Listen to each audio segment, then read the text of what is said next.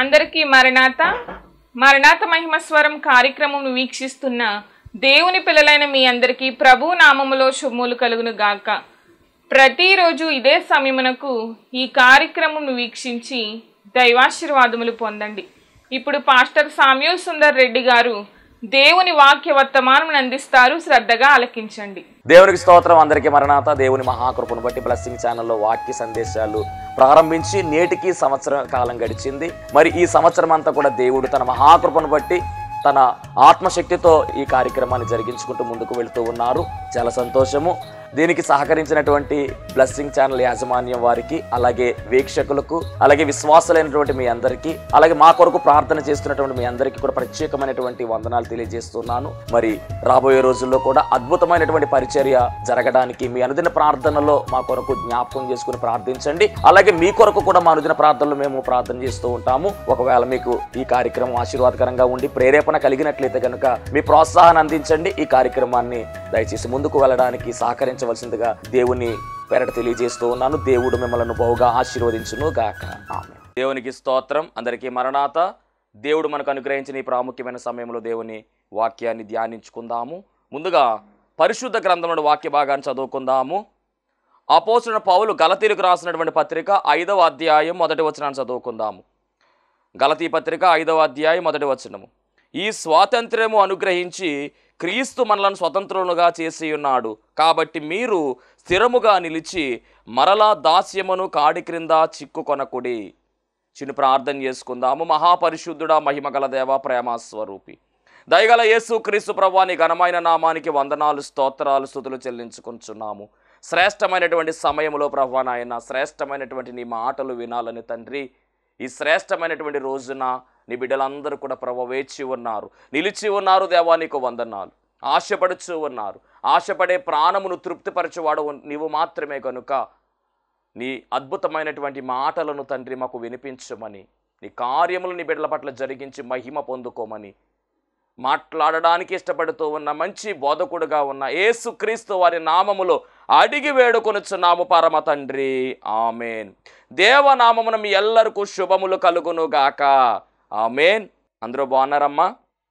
దేవుని మహాకృపను బట్టి ఈ ప్రత్యేకమైనటువంటి రోజున దేవుని వాక్యాన్ని అందించడానికి దేవుడు ఎంతగానో కృప చూపించాడు. ఎందుకు ప్రత్యేకమైనటువంటి రోజు అని నేను మాట్లాడుతూ ఉన్నానంటే, మరి ఈరోజు మన భారతదేశానికి స్వాతంత్ర్యం వచ్చినటువంటి రోజు, స్వతంత్రత లభించినటువంటి రోజు. 1947వ సంవత్సరము ఆగస్టు 15వ తారీఖున అర్ధరాత్రి వేళలో స్వాతంత్రము మనకు రావడము జరిగింది. దేవునికి మహిమ కలుగునుగాక. ఎందుకు ఈ స్వాతంత్రము అని మనం ఆలోచన చేస్తే, ఒకప్పుడు మరి మన దేశము దాదాపుగా 200 సంవత్సరాలు బ్రిటిష్ వారి యొక్క పాలనలో, వారి యొక్క ఉక్కు పాదముల కింద నలిగినటువంటి దేశముగా ప్రజలందరూ కూడా చాలా ఇబ్బందులు పడ్డారు. అలాంటి కఠినమైనటువంటి బానిసత్వం నుంచి గొప్ప విడుదల కార్యము జరిగినటువంటి రోజు ఈ రోజు. చాలా అద్భుతమైనటువంటి ఒక పండుగ, స్వాతంత్ర దినోత్సవం పండుగ చాలా అద్భుతమైనటువంటి పండుగ. ఎందుకు అంటే దీని వెనకాల చాలామంది ప్రాణత్యాగము ఉంది. అమరవీరులు ఉన్నారు. తమ ప్రాణములను కూడా దానముగా ఇచ్చివేసినటువంటి వారి యొక్క త్యాగము కనబడుతూ ఉంది. రక్తమును చిందించిన వారు ఉన్నారు, ప్రాణములు పెట్టినటువంటి వారు ఉన్నారు. దేశము కోసము ప్రాణములను అర్పించి మనకు స్వాతంత్ర్యం అనేటటువంటి గొప్ప విడుదల కార్యమును జరిగించినటువంటి మహనీయులు ఉన్నారు. వారిని మనం తలంచుకోవాల్సిన వారమై ఉన్నాము. వారిని అందరినీ కూడా మనము జ్ఞాపకం చేసుకోవాల్సిన వారమై ఉన్నాము. ఎందుకు అంటే మన దేశము అతి ఘనమైనటువంటి దేశము, గొప్ప దేశము, భారతదేశము విలువలు కలిగినటువంటి దేశం అనే విషయాన్ని కూడా దేవుని సేవకునిగా తెలియజేస్తూ ఉన్నాను. మరి ఇలాంటి గొప్ప దేశములో పుట్టినటువంటి మనమందరము కూడా ధన్యులము అని చెప్పవచ్చు. ఈరోజు ఈ స్వాతంత్ర దినోత్సవాన్ని మనము జరుపుకుంటూ ఉన్నాం. మరి చిన్నతనములో గమనించినట్లయితే కనుక స్కూల్ చదివేటటువంటి సమయంలో కావచ్చు, కాలేజీ సమయంలో కావచ్చు, ఈరోజు ఏం చేస్తారో మీ అందరికీ తెలుసు. చక్కగా మరి జెండా ఎగరవేయడము, మన జాతీయ జెండాను ఎగరవేయడము, సెల్యూట్ చేయడము, మరి దేశములో జరిగినటువంటి ఈ కార్యక్రమము అనగా స్వాతంత్రం ఎలా వచ్చింది, దానికి కారకులు ఎవరు, దానికి పెద్దలైనటువంటి వారు లేదా అమరవీరులు చేసినటువంటి త్యాగం ఏదైతే ఉందో ఆ త్యాగాన్ని మరి గ్రామ పెద్దలు అలాగే స్కూల్లో ఉన్నటువంటి ఉపాధ్యాయులు చక్కని రీతిగా వివరించేవారు. అవన్నీ కూడా మరి చిన్నతనంలో మరి మనమందరం కూడా నేర్చుకున్నాం. ఇవన్నీ చెప్తూ ఉంటే మీకు జ్ఞాపకం వస్తూ ఉంది. దేవునికి మహిమ కలుగును గాక. మరి ఎందుకు అంటే కనుక ప్రతి సంవత్సరము కూడా ఈ ఆగస్టు 15వ తారీఖున ప్రతి కార్యాలయంలో కూడా ప్రతి చోట కూడా మరి మనుషులందరూ కూడుకుని చక్కగా ఈ పండుగను జరుపుకుంటూ ఉంటారు. చిత్రం ఏమిటంటే కనుక భారతదేశంలో విభిన్న మతాలు వారు ఉన్నారు, విభిన్న జాతుల వారు ఉన్నారు, కులాల వారు ఉన్నారు. కులములతో కానీ మతములతో కానీ జాతులతో కానీ వర్గాలతో కానీ భేదము లేకుండా అందరూ ఏకమై మొత్తములో జరుపుకునేటటువంటి పండుగే ఈ స్వాతంత్ర దినోత్సవం అనేటటువంటి పండుగ. ఎంత గొప్ప ధన్యత అండి. ఆగస్టు 15వ తారీఖున మతంతో పని లేకుండా, కులాలతో పని లేకుండా భారతీయులందరూ ఒకటే అనేటటువంటి నినాదాన్ని చాటిస్తూ కలిసి చేసుకునేటటువంటి పండుగ. కొన్ని పండుగలు కొన్ని మతాలకు పరిమితమై ఉంటాయి, కొన్ని పండుగలు కొన్ని జాతుల వారికి పరిమితమై ఉంటాయి, కొన్ని పండుగలు కొన్ని ప్రాంతాల వారికి పరిమితమై ఉంటాయి. కానీ భారతదేశం అంతా కూడా మొత్తముగా కంఠముతో చేసుకునేటటువంటి పండుగ, ఏక దృక్పథముతో చేసుకునేటటువంటి పండుగ, ఏక ప్రణాళికతో చేసుకునేటటువంటి పండుగే ఈ ఉన్నతమైనటువంటి స్వాతంత్ర దినోత్సవం అనేటువంటి పండుగ. చాలా గొప్ప పండుగ. దేవుని మహిమ కలుగునుగాక. మరి గమనించాలి, దాదాపుగా 200 సంవత్సరాలు కఠినమైనటువంటి ఆ యొక్క బానిసత్వంలో నుంచి గొప్ప విడుదల కార్యము, అనేక మంది అమరవీరుల యొక్క ప్రాణ త్యాగము ద్వారా ఈరోజు ఈ పండుగ మనకు రావడం జరిగింది. కనుక మరి ఇలాంటి శుభదినమున శుభవాక్యాన్ని ప్రకటించడానికి దేవుడు సమయాన్ని అనుకూలపరిచాడు. దేవునికి మహిమ కలుగునుగాక. మరొక పర్యాయము వీక్షిస్తున్నటువంటి వీక్షకులందరికీ అలాగే ప్రేక్షకులందరికీ అలాగే మరి సహోదరి సహోదరులందరికీ కూడా నా యొక్క ప్రత్యేకమైనటువంటి స్వాతంత్ర దినోత్సవ శుభాకాంక్షలు తెలియజేస్తున్నాను. Happy independence day. దేవునికి మహిమ కలుగునుగాక. మన దేశము ఇంకా అభివృద్ధి పదములో పైకి వెళ్ళులాగున ఘనమైనటువంటి దేశముగా, ఉన్నతమైనటువంటి దేశముగా మన దేశము నిలబడులాగున మరి మేము కోరుకుంటూ ఉన్నాం, ప్రార్థన చేస్తూ ఉన్నాము. దేవుడు అట్టి ధన్యత మన దేశమునకు అనుగ్రహించి నడిపించునుగాక. ఆమేన్. మరి దేవుని యొక్క వాక్యములో నుంచి ఈరోజు కొన్ని మాటలు మనము నేర్చుకుందాం. మరి మనమందరం కూడా స్వాతంత్ర దినోత్సవం జరుపుకుని ఉన్నాం, చాలా సంతోషం. బైబిల్ గ్రంథంలో నుంచి దేవుడు చెబుతున్నటువంటి స్వాతంత్రం గురించి కొన్ని మాటలు చెప్పాలని ఆశపడుతూ ఉన్నాను. చదవబడినటువంటి పత్రిక గలతీ పత్రిక అపోస్తలుడు పౌలు రాయించినటువంటి మాట ఏమిటి అంటే, ఈ స్వాతంత్రము అనుగ్రహించి క్రీస్తు మనలను స్వతంత్రులుగా చేసి ఉన్నాడు. కాబట్టి మీరు స్థిరముగా నిలిచి మరలా దాస్యమును కాడి క్రింద చిక్కుకొనకుడి. రైట్. అసలు స్వతంత్రత లేదా స్వాతంత్ర్యము ఎవరికి కావాలి, ఎవరు స్వతంత్రులుగా ఉండాలి అని మనం ఆలోచన చేస్తే బిడ్లారా, స్వాతంత్రం ఎవరికి కావాలి అంటే ఎవరైతే బానిసలుగా బంధించబడి ఉన్నారో వారికి స్వాతంత్రము కావాలి. మనం మాట్లాడుకున్న మన దేశము బ్రిటిష్ వారి యొక్క చేతులలోనికి వెళ్ళింది. వారు వ్యాపారము రీత్యా ఈ దేశానికి వచ్చారు. వ్యాపారము రీత్యా ఈ దేశానికి వచ్చి వారు ఇక్కడ స్థిరపడిపోయారు. వ్యాపారము చేసుకుంటూ మన వారిని బానిసలుగా పనికి వాడుకున్నట్టుగా చాలా ఇబ్బందులు పెట్టారు. ఉక్కుపాదాన్ని మోపిన వారుగా ఉన్నారు. మన దేశం మాత్రమే కాదు కానీ చాలా దేశాలను వీరు పరిపాలించినటువంటి వారుగా కనబడుతున్నారు. బ్రిటిష్ పరిపాలనలో చాలా దేశాలు ఉన్నాయి. వాటికి కూడా మన దేశం వల్లే స్వాతంత్రం వచ్చినట్టుగా చరిత్ర చెబుతూ ఉంది. అంత మాత్రమే కాదండి, ఈ ఆగస్టు 15వ తారీఖును 2-3 దేశాల వారు కూడా ఈ పండుగ జరుపుకుంటూ ఉన్నారు. అంటే ఆ దేశాలకు కూడా ఈరోజే స్వాతంత్రం లభించింది. దేవునికి మహిమ కలుగునుగాక. ఒకప్పుడు అమెరికా దేశము కూడా బ్రిటిష్ వారి పరిపాలనకు వెళ్ళింది. దానికి కూడా మరి స్వాతంత్రం లభించినట్టుగా వారు కూడా ఇండిపెండెన్స్ చేసుకున్నట్టుగా మరి చరిత్రలో మనం చూస్తూ ఉన్నాం. ఏదేమైనప్పటికీ స్వతంత్రత ఎవరికి కావాలి అంటే, ఎవరైతే బానిసత్వంలో ఉంటారో వారికి స్వాతంత్రము కావాలి, స్వతంత్రులుగా మారాలి అనేటువంటి ఆలోచన కలిగి ఉంటారు. పరిశుద్ధ గ్రంథమైనటువంటి బైబిల్ గ్రంథములో ఇక్కడ రాయబడినటువంటి మాట మనం పరిశీలన చేస్తే, ఈ స్వాతంత్ర్యం అనుగ్రహించి క్రీస్తు మనల్ని స్వతంత్రులుగా చేసి ఉన్నాడు అని రాయబడింది. అంటే ఎవరిని దేవుడు స్వతంత్రులుగా చేసి ఉన్నాడు, దేవుడు చెబుతున్నటువంటి స్వాతంత్ర్యం ఏమిటి అని మనం పరిశీలన చేస్తే, ఇది ఆత్మీయ స్వాతంత్ర్యం అనే విషయాన్ని మనం గమనించాలి. దానికన్నా ముందుగా ఇక్కడ రాయబడినటువంటి మాట, దాస్యం అనేటటువంటి కాడి క్రింద ఉన్నటువంటి వారికి స్వాతంత్రముని ఇస్తున్నట్టుగా చెబుతూ ఉన్నారు. ఏమిటి దాస్యం అనే కాడి అనే దాన్ని మనము ఆలోచన చేయడానికి ముందు పరిశుద్ధ గ్రంథములో నుంచి కొన్ని మాటలు మనము తెలుసుకోవాల్సిన వారమై ఉన్నాము.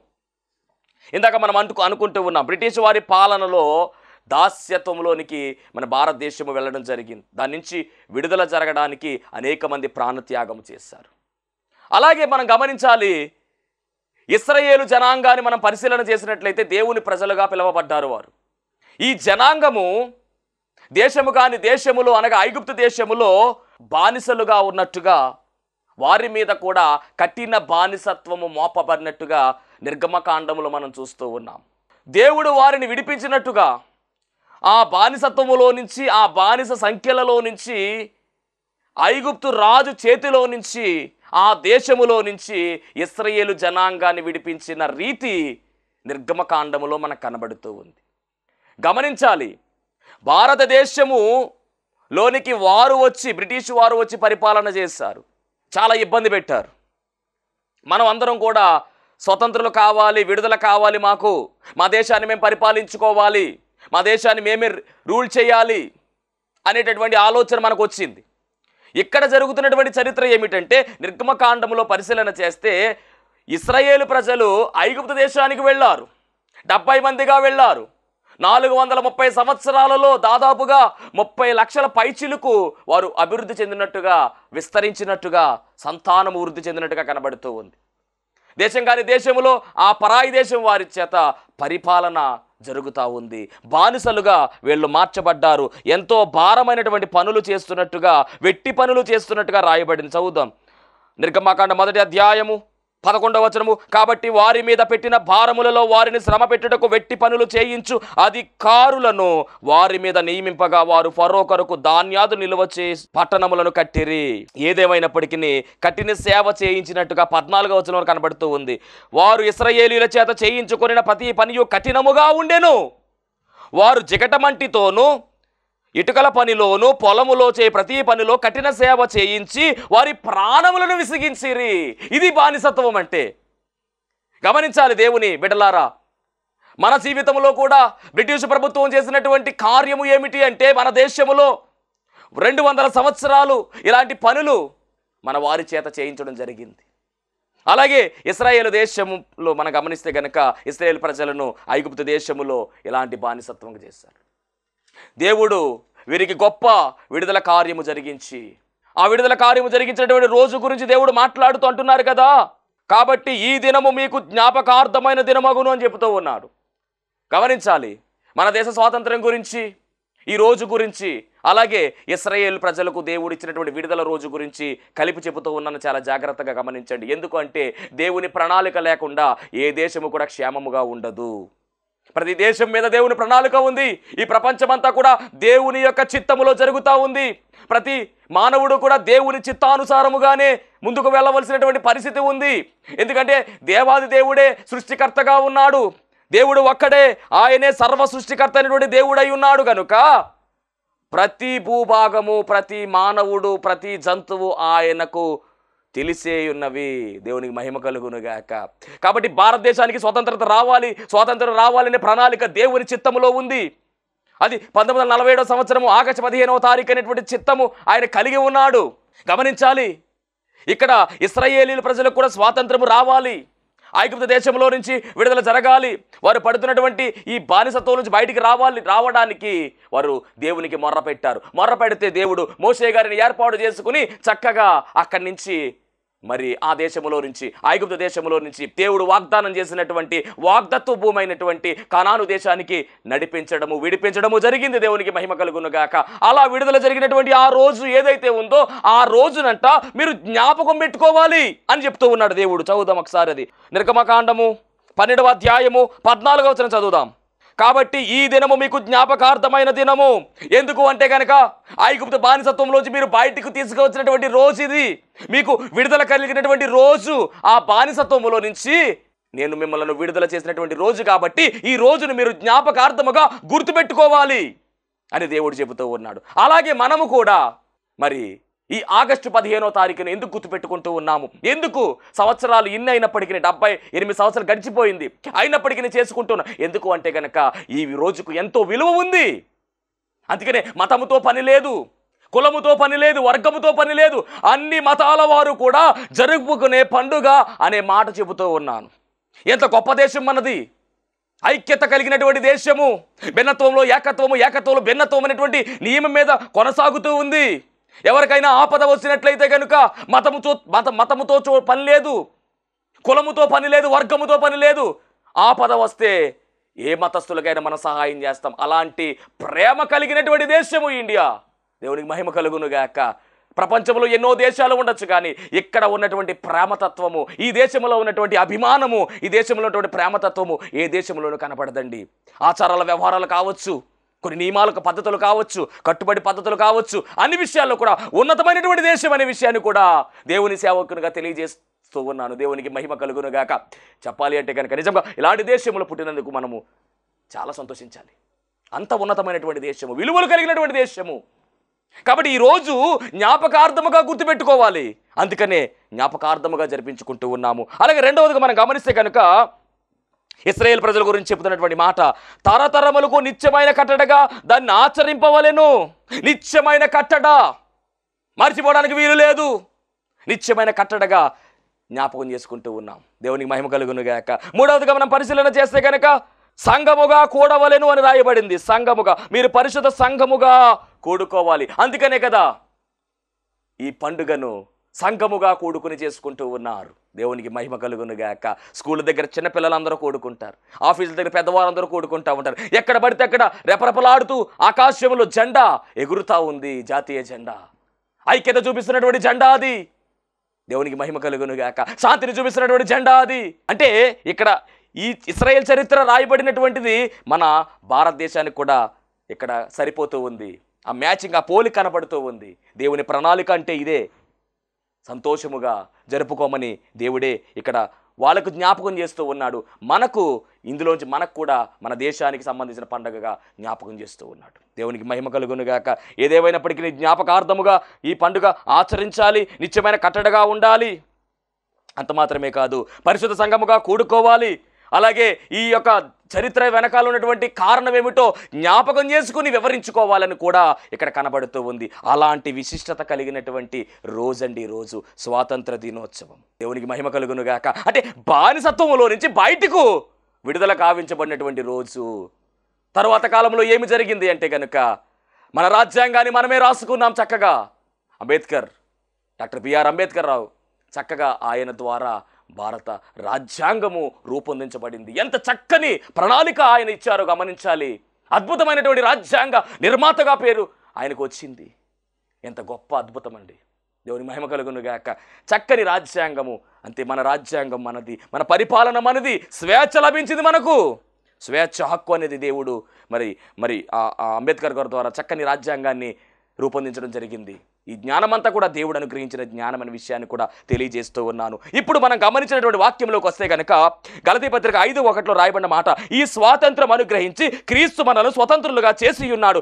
ఏ స్వాతంత్రము యేసుక్రీస్తు ప్రభువారు మనకి ఇస్తూ ఉన్నాడు అంటే కనుక ఇప్పుడు దాకా నేను మాట్లాడినటువంటి మాట ఇశ్రాయేలు ప్రజలకు ఇచ్చినటువంటి స్వాతంత్రం గురించి, అలాగే రెండవది మన భారతదేశానికి వచ్చిన స్వాతంత్రం గురించి మనం మాట్లాడుకున్నాం, టాలీ చేసుకున్నాం. ఇప్పుడు నేను మాట్లాడుతున్నటువంటి మాట ఏమిటంటే ప్రతి మానవాళికి కూడా ఒక స్వాతంత్రం కావాలి. అది యేసుక్రీస్తు ప్రభువారు ఇస్తున్నటువంటి స్వాతంత్రము. అంటే ప్రతి మానవుడు కూడా, అంటే గమనించాలి, ఇక్కడ దేశంతో కానీ మతంతో కానీ సంబంధం లేకుండా సర్వ మానవాళి, ప్రతి మానవుడు కూడా ఒక స్వాతంత్రాన్ని పొందుకోవాలి. స్వతంత్రుడుగా మారాలి. అంటే ప్రతి మానవుడు కూడా స్వతంత్రత లేకుండా ఉన్నాడా అంటే గనక ఒక కారణం ఉందండి. అదేమిటంటే గమనించాలి, దాస్యమనే కాడి క్రింద చిక్కుబడిపోయారంట.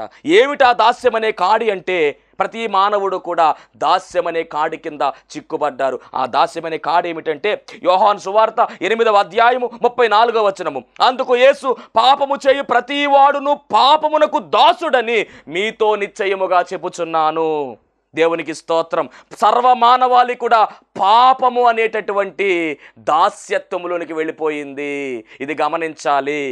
భారతదేశాన్ని అంతటికి కూడా స్వాతంత్రం వచ్చింది.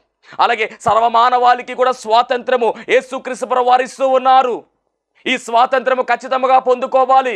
ఎందుకు అంటే కనుక సురక్షితముగా మనం అందరము కూడా నిత్యరాజ్యములోనికి వెళ్ళాలి అంటే యేసుక్రీస్తు ప్రభువు వారు ఇస్తున్నటువంటి స్వాతంత్రాన్ని మనం అందరము కూడా పొందుకోవాల్సిన వారమై ఉన్నాము.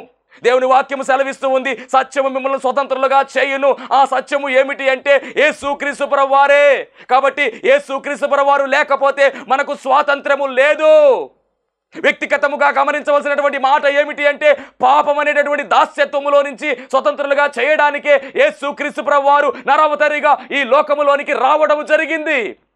ఆయన రక్తము లేకపోతే, ఆయన రక్తము చిందించకపోతే, ఆయన ప్రాణము పెట్టకపోతే కనుక ఖచ్చితముగా మన పాపానికి విడుదలే లేదు, విమోచనే లేదు, స్వాతంత్రమే లేదు. గమనించాలి, నేను మాట్లాడుతున్న స్వాతంత్రము వ్యక్తిగత స్వాతంత్రం. దీనికి ఉన్నటువంటి పేరు ఆత్మీయ స్వాతంత్రము. ఆత్మీయ స్వాతంత్రం గురించి రోజు పరిశుద్ధ గ్రంథం, మన బైబిల్ గ్రంథము చాలా స్పష్టముగా సెలవిస్తూ ఉంది. దేవునికి స్తోత్రం. ఎందుకు అంటే కనుక సర్వమానవాళి కూడా పాపముతో నిండిపోయింది. పాపము ఏలుబడి చేస్తూ ఉంది. ఈ పాపము అపవాది మొదటి నుండి పాపము చేయుచున్నాడు కనుక పాపము చేయువాడు అపవాది సంబంధి. భయంకరమైనటువంటి పాపము.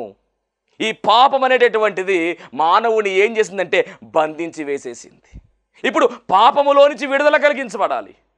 పాపం అనేటటువంటి దాస్యత్వ కాడి నుంచి లేదా ఆ సంఖ్యల నుంచి విడుదల జరగాలి అంటే స్వాతంత్రము కావాలి. ఈ స్వాతంత్రం ఎవరిస్తున్నారంటే యేసు ప్రభు ఇస్తున్నాడు అనే విషయాన్ని ఈ స్వాతంత్ర దినోత్సవం రోజున మీ అందరికీ తెలియజేస్తూ ఉన్నాను. దేవునికి మహిమ కలుగును గాక. ఎందుకంటే నీతిమంతుడు లేడు, ఒకడును లేడు అని రాయబడింది. అంటే సర్వమానవాళి కూడా ఏమయ్యింది అంటే పాపములోనికి వెళ్ళిపోయింది. గమనించాలి, పాపము ఎలా మొదలయ్యింది అని మనం ఆలోచన చేస్తే పరిశుద్ధ గ్రంథం, మన బైబిల్ గ్రంథంలో రాయబడినటువంటి మాట ఆదికాండము 2వ అధ్యాయము 16-17 వచనాలు పరిశీలన చేస్తే అక్కడ దేవుడు ఒక ఆజ్ఞ జారీ చేశాడు. ఆదాము అవ్వమ్మలను ఏర్పాటు చేసిన తర్వాత దేవుడు చెప్తున్నటువంటి మాట ఏమిటి అంటే ఈ తోటలో ఉన్నటువంటి వృక్ష ఫలములన్నీ మీరు తినవచ్చును కానీ తోట మధ్యలో ఉన్నటువంటి ఆ ఫలమును తినకూడదు అని దేవుడు ఆజ్ఞాపించాడు. కానీ సాతాను ప్రేరేపించడం వల్ల అవ్వమ్మ ఏమి చేసింది అంటే కనుక ఆ వృక్ష ఫలమును తినడము జరిగింది, ఆదాముకు పెట్టడము జరిగింది. ఎప్పుడైతే ఈ కార్యము జరిగిందో దేవుని మాటను ధిక్కరించి వేశారు. అంటే ఆజ్ఞను అతిక్రమించారు. ఆజ్ఞ అతిక్రమించిన వెంటనే పాపము మొదలయ్యింది. ఆ పాపము పెరిగింది. తర్వాత తరములో ఏమి జరిగింది అంటే గనుక సొంత తమ్ముడిని, అన్నయ్య అయిన కయ్యను చంపేయడం జరిగింది. చూడండి ఎంత ఘోరము. సర్వమానవాళి కూడా పాపముతో నిండిపోయింది. విడుదల ఇవ్వడానికి యేసుక్రీస్తు ప్రభువు వారు ఈ లోకానికి వచ్చినట్టుగా పరిశుద్ధ గ్రంథములో మనం స్పష్టంగా చూస్తూ ఉన్నాము. అందుకనే లోక పాపమును మోసుకొని పోవచ్చున్న దేవుని గొర్రె పిల్లగా ఈయన పిలువబడుతూ ఉన్నాడు యేసుక్రీస్తు ప్రభువు వారు. పరిశుద్ధ గ్రంథం అనే బైబిల్ గ్రంథంలో నుంచి 1 కొరింథీయులకు రాసినటువంటి పత్రిక 7వ అధ్యాయము 22వ వచనాన్ని ఒకసారి చదువుదాం. 7వ అధ్యాయము 22వ వచనం. ప్రభువునందు పిలువబడిన దాసుడు ప్రభువు వలన స్వాతంత్రం పొందినవాడు. ప్రభువునందు పిలువబడిన దాసుడు ప్రభువు వలన స్వాతంత్రం పొందినవాడు. ఆ ప్రకారమే స్వతంత్రుడై ఉండి పిలువబడిన వాడు క్రీస్తుకు దాసుడు. దేవునికి మహిమ కలుగును గాక. పాపం అనేటటువంటి దాసత్వంలోంచి క్రీస్తు దాసుడుగా మార్చబడుతూ ఉన్నాడు. ఎప్పుడు అంటే కనుక ఆయన పిలుపునందుకుని బయటికి వస్తే స్వాతంత్రం లభిస్తుంది. అంటే పాపము నుంచి, పాపం అనేటువంటి బానిసత్వంలోంచి బయటికి రావాలి అంటే, విడుదల కలగాలి అంటే యేసుక్రీస్తు ప్రభువు వారే ఆధారమై ఉన్నారు. ఈ స్వాతంత్రాన్ని మహిమ స్వాతంత్రం అన్నారు. రోమాపత్రిక 8వ అధ్యాయము 20వ వచనం చదువుదాం. మహిమ స్వాతంత్రం, పాపము నుంచి మహిమలోనికి ఇచ్చినటువంటి స్వాతంత్రం ఇది. రోమాపత్రిక 8వ అధ్యాయము 20వ వచనం మనం పరిశీలన చేస్తే కనుక, ఏలయనగా సృష్టి నాశనమునకు లోనైన దాస్యములో నుండి విడిపింపబడి దేవుని పిల్లలు పొందబోవు మహిమగల స్వాతంత్రము పొందుతున్నను నిరీక్షణ కలదై. మహిమగల స్వాతంత్రం అండి ఇది. యేసుక్రీస్తు ప్రభువు వారు ఇస్తున్నటువంటి స్వాతంత్రం. మహిమను కోల్పోయినటువంటి మానవునికి, పాపమును అంటించుకున్నటువంటి మానవునికి, పాపముతో నిండిపోయినటువంటి సర్వ మానవాళికి కూడా, మహిమను కోల్పోయినటువంటి మానవాళికి అందరికీ కూడా యేసుక్రీస్తు ప్రభువు వారు తన మహిమను విడిచిపెట్టి పాపము అనే దాన్ని తొలగించి మహిమను ఇస్తూ ఉన్నాడు. అందుకనే ఈ స్వాతంత్రానికి పేరేమిటంటే మహిమ గల స్వాతంత్రం. దేవునికి మహిమ కలుగునుగాక. ఎంత అద్భుతమైనటువంటి మాట అండి ఇది. యేసుక్రీస్తు ప్రభువారు శరీరధారిగా ఈ లోకానికి ఎందుకు రావాల్సి వచ్చిందంటే రక్తము చిందించకుండా పాపము పోదు. అందుకనే ఆయన ఈ లోకానికి వచ్చాడు. ఎలా వచ్చాడు? రిక్తుడిగా వచ్చాడు. రోమపత్రిక 5:19 పరిశీలన చేస్తే, ఏలయనగా ఒక మనిషిని అవిధేయత వలన అనేకులు పాపులుగా ఎలాగూ చేయబడిరో అలాగే ఒకని విధేయత వలన అనేకులు నీతిమంతులుగా చేయబడుతున్నారు. మొదట్లో ఆదాము యొక్క అవిధేయత వలన పాపము మొదలయ్యింది. కానీ యేసుక్రీస్తు ప్రభువారు విధేయత వలన మనుషులందరూ కూడా నీతిమంతులుగా చేయబడుతూ ఉన్నారు. ఆయన విధేయత ఎలాంటి విధేయత అంటే, ఆయన దేవుడయ్యుండి, దైవత్వ లక్షణాలు కలిగిన వాడయ్యుండి, అన్నిటిని విడిచిపెట్టి, సర్వము విడిచిపెట్టి ఈ లోకానికి అనగా పాపలోకానికి మానవునిగా, రిక్తునిగా తగ్గించుకుని, తన్ను తాను తగ్గించుకుని, శ్రమలు అనుభవించి, కఠినమైనటువంటి శ్రమను అనుభవించి, శిలువ మరణం అనుభవించి, రక్తమును చిందించి మనందరి నిమిత్తం ప్రాణమును పెట్టి అంత తగ్గించుకున్నాడు. ముఖం మీద కాండ్రించి ఉమ్ము వేసినా కానీ మారు మాట్లాడలేదు. 39 కొడ దెబ్బలు ఒంటి మీద నాట్యమాడుతున్నా ఆయన ఒక్క మాట కూడా పలకలేదు. పైపెచ్చు తండ్రి వీరేమి చేయుచున్నారో వీరెరుగరు గనుక వీరిని క్షమించు అనే ప్రామతత్వం కలిగిన వాడు. ప్రేమ = యేసుక్రీస్తు ప్రభువారు అనే విషయాన్ని ఈరోజు మనం గమనించవలసిన వారం అయ్యున్నాం. ఎందుకు ఇంత త్యాగము చేస్తున్నాడు అంటే, సర్వ మానవాళిని కూడా విడిపించడానికి, పాపము నుంచి స్వతంత్రులుగా చేయడానికి ఆయన ఈ కార్యాన్ని జరిగించడం జరిగింది. అందుకనే ఆయన నరవతారిగా ఈ లోకానికి వచ్చాడు. ఎందుకంటే మరి గమనించాలి, పాపం పోవాలంటే రక్తము చిందించవలసిందే. రక్తము చిందించకుండా పాపము పోదు. దేవునికి మహిమ కలుగునుగాక. అంటే యేసుక్రీస్తు ప్రభువు వారి ద్వారా మనకు ఏమి జరిగింది అంటే కనుక పాపము నుంచి విడుదల జరిగింది, స్వతంత్రత లభించింది. పాపము నుంచి స్వతంత్రులుగా కావాలి అంటే కనుక ఖచ్చితంగా యేసయ్యను మనం ఆశ్రయించాలి. ఆయన లేకపోతే మనకు స్వతంత్రత లేదు, స్వాతంత్రము లేదు, నిత్య జీవంలోకి మనం వెళ్ళలేము. కనుక ఎవరైతే ఇంకనూ బాప్తిసం పొందుకోలేదు, ఎవరైతే ఇంకనూ యేసుక్రీస్తు ప్రభువారిని సొంత రక్షకునిగా అంగీకరించలేదో, ఎవరైతే ఇంకనూ ఆయన రక్తము కిందకి రాలేదో, ఆయన రక్తము ఇంకనూ ఎవరి మీద ప్రోక్షింపడలేదో, వారికి ఇంకనూ స్వాతంత్రము రాలేదు. ఏ స్వాతంత్రం అంటే పాపము నుంచి విడుదల అనేటువంటి స్వాతంత్రము. ఏ స్వాతంత్రం అంటే పరలోకానికి వెళ్ళే స్వాతంత్రము. ఏ స్వాతంత్రం అంటే ఇక పాపముతో పని లేదు, ఇక శాపముతో పని లేదు, ఇక పాపం అనేటువంటి బానిసత్వం నుంచి పరిపూర్ణ విడుదల కలిగింది. ఆ స్వాతంత్రము కావాలి అంటే, నిత్య జీవము కావాలి అంటే యేసుక్రీస్తు ప్రభువారి యొక్క రక్తాన్ని ఆశ్రయించాలి. ఆయనను సొంత రక్షకునిగా అంగీకరించాలి. బాప్తిస్మ కార్యక్రమంలోనికి అడుగు పెట్టాలి. మారు మనసు పొందుకోవాలి. అప్పుడే ఆ స్వాతంత్రం లభిస్తుంది. స్వాతంత్రంగా లభించినటువంటి మనము, బాప్తిస్మం పొందుకున్నటువంటి మనము చాలా జాగ్రత్తగా జీవించాలి. పొందుకున్నటువంటి ఈ రక్షణ, దేవుడిచ్చినటువంటి రక్షణ భాగ్యాన్ని చివరి వరకు జాగ్రత్తగా కొనసాగించాలి. ఎందుకు అంటే కనుక చాలా ప్రమాదం అండి.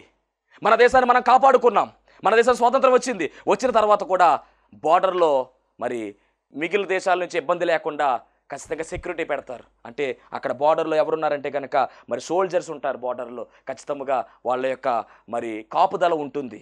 ఆ యొక్క సైనికులు ఉంటారు బార్డర్లో. ఎందుకంటే స్వతంత్రాన్ని కాపాడుకోవడానికి, అలాగే మనం పొందుకున్నటువంటి రక్షణ అనేటటువంటి రక్షణ అనుభవాన్ని మనం కాపాడుకోవడానికి సాతానుగాడు ఎన్నో ఇబ్బందులు పెడుతూ మనలను మరలా త్రోవ తప్పించే ప్రయత్నం చేయడానికి వాడు పన్నాగాలు పన్నుతూ ఉంటాడు. ఎందుకంటే వాడు ఎలా ఉన్నాడంటే కనుక మృంగడానికి సిద్ధముగా ఉన్నాడు. చాలా జాగ్రత్తగా మనం కాపాడుకోవాలి. రక్షణ పొందుకోవడం ఒక ఎత్తు అయితే రక్షణను కాపాడుకోవడం ఒక ఎత్తు. కనుక ఈ గొప్ప రక్షణ, యేసుక్రీస్తు ప్రభువు వారు ఇచ్చినటువంటి ఈ గొప్ప రక్షణ మనం నిర్లక్ష్యం చేయడానికి వీలు లేదు. చాలా జాగ్రత్తగా దీన్ని మనం కాపాడుకోవాలి. అలా కాపాడుకుంటూ మనము దేవుని యొక్క కృపలో ముందుకు సాగి ఎగిరి మేఘమెక్కగల ధన్యత దేవుడు మనందరికీ అనుగ్రహించి నడిపించునుగాక. ఆమేన్. మహాపరిశుద్ధుడా, మహిమగల దేవా, ప్రేమ స్వరూపి, దయగల యేసుక్రీస్తు ప్రభువా, నీ ఘనమైన నామానికి వందనాలు, స్తోత్రాలు తండ్రి. ఇదిగో నాయన, ఈ యొక్క సంతోషకరమైనటువంటి నాయన దినమున ప్రభువా, నేడు మా దేశమునకు తండ్రి స్వాతంత్రం వచ్చినది అని ప్రభువా మేము ప్రకటించుకున్నటువంటి ఈ రోజున ప్రభువా, ఇదిగో ఈ విధముగా తండ్రి నిజమైనటువంటి స్వాతంత్రము, ఆత్మీయ స్వాతంత్రము, మహిమగల స్వాతంత్రము ఏమిటి అనే దాని గురించి మీరు మాతో మాట్లాడి ఉన్నారు. వ్యక్తిగతముగా ప్రతి ఒక్కరు కూడా తండ్రి నీ రక్తములో కడగబడితేనే స్వాతంత్రమని ప్రభువా మీరు ప్రకటిస్తూ ఉన్నటువంటి ప్రకటనను బట్టి మీకు వందనాలు. నిత్య రాజ్యంలోనికి రావాలి అంటే నీ రక్తమే దానికి కారణమని ప్రభువా నాయనా మీరు తెలియచేశారు. గనుక ఈ త్యాగమును మేము గుర్తించుకుని ముందుకు సాగడానికి సహాయము దయచేయమని మీరే మహిమ పొందుకోమని, రావాల్సిన దీవెనలు సమృద్ధిగా మాకును, మా దేశమునకును, దేశ ప్రజలకును అందరికీ దయచేసి మహిమ పొందుకోమని యేసు నామములో అడుగుచున్నాము పరమ తండ్రి, ఆమేన్. అందరికీ మరణాతా.